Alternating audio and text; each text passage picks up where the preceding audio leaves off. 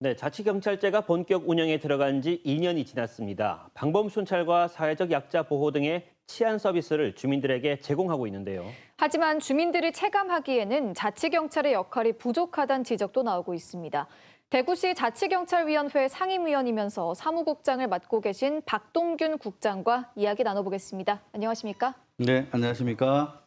네, 우선 자치경찰제 익숙치 않은 분들이 많은데 자치경찰위원회는 어떤 역할을 하는 곳입니까? 예, 자치경찰제를 한마디로 이야기하면요. 네. 주민자치행정하고 경찰행정을 잘 결합시킨 제도라고 할 수 있겠습니다. 자치경찰은 우리 지역 주민의 생활과 가장 밀접하게 관련이 있는 교통 문제죠. 예를 들면 음주운전 단속이라든지 교통사고 예방이라든지 그리고 아동학대, 노인학대, 학교폭력, 가정폭력과 같은 그런 사회적 약자들에 대한 여성 청소년 업무가 있을 수 있고요.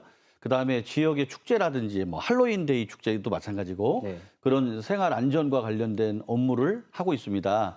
근데 이 자치경찰제를 운영하는 데 가장 핵심적인 역할을 하고 있는 게 자치경찰위원회인데요. 네. 위원회는 이제 대구시장, 대구시의회 의원들 그리고 그다음에 교육감, 경찰위원회 등 이렇게 7개 기관, 7명의 위원으로 구성되어 있는 합의제 행정기관입니다. 그래서 이 위원회에서 심의 의결을 통해서 자치경찰 업무를 대구청장을 지휘 감독하는 그런 기관이라고 볼 수 있겠습니다. 네, 자치경찰제가 시행된 지 2년이 좀 지났습니다. 그런데 아직까지 시민들이 체감하지 못하는 분들도 계시거든요. 이런 분들을 위해서 자치경찰제가 그동안 어떤 활동을 해왔고 또 어떤 성과를 냈는지 설명해 주시죠. 예, 우리 대구시 자치경찰위원회는 출범한 지 이게 2년 한 4개월 정도 지났거든요. 근데 자치경찰의 가장 큰 목적은 바로 시민을 안전하게 보호하는 것입니다.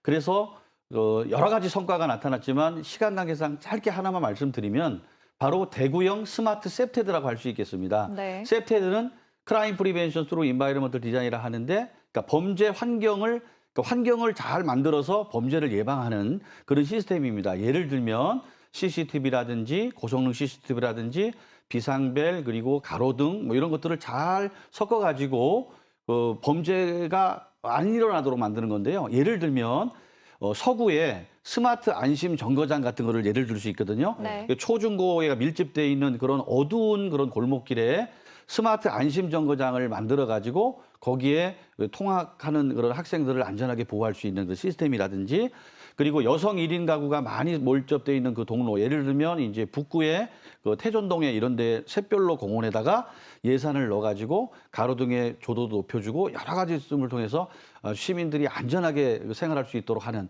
그런 것들이 좋은 성과라고 볼 수 있겠습니다. 네, 그렇군요. 현재 각 지역을 돌면서 현장 소통 설명회를 열고 계신데 보통 주민들과 어떤 이야기를 나누십니까? 그렇습니다. 우리 대구시 자치경찰위원회의 비전이 시민안전, 그다음에 시민중심 대구자치경찰을 하는데 네. 우리가 자치경찰에서 제일 중요한 게 시민들입니다.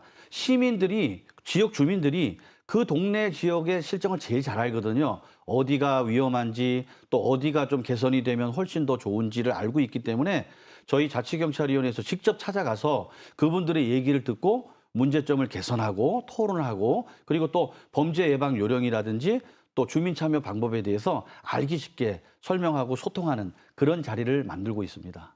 네, 그리고 최근에는 또 불특정 대상 범죄가 늘고 있잖아요. 그만큼 자치경찰제의 역할이 더 커진 것 같은데 이와 관련해서 구체적으로 어떤 역할을 하고 계신지 설명해 주시죠.